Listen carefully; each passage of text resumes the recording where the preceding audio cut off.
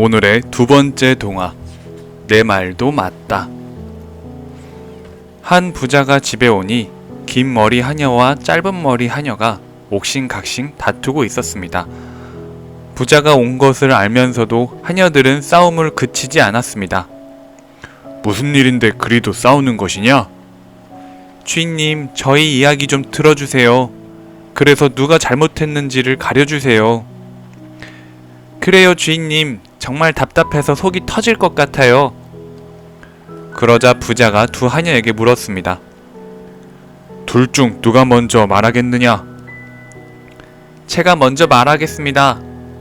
제가 먼저 하겠어요. 두 하녀는 동시에 대답했습니다.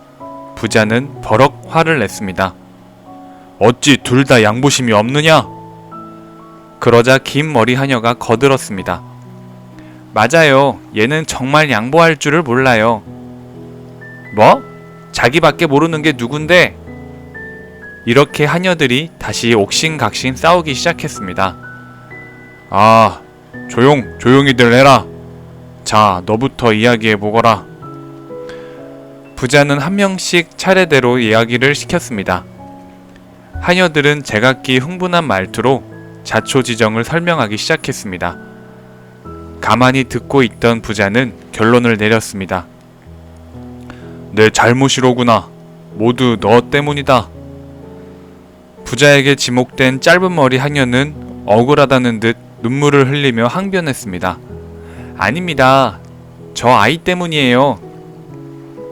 거봐, 너 때문이잖아. 이젠 인정도 안 하는 거니?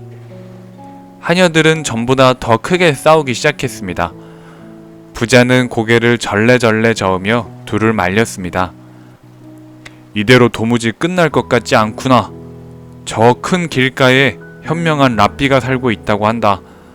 우리 모두 그 랍비를 찾아가서 잘잘못을 가려달라고 하셨구나. 네, 주인님. 부자는 두 하녀를 데리고 랍비에게 찾아갔습니다. 그리고 랍비에게 하소연을 했습니다.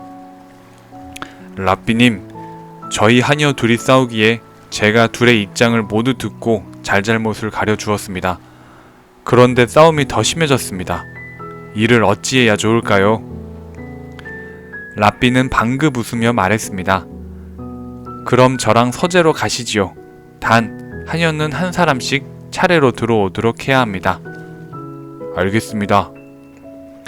먼저 긴 머리 하녀가 서재로 들어왔습니다. 긴 머리 하녀는 화가 덜 풀린 듯 씩씩거리며 짧은 머리 하녀에 대한 험담을 하나하나 늘어놓았습니다.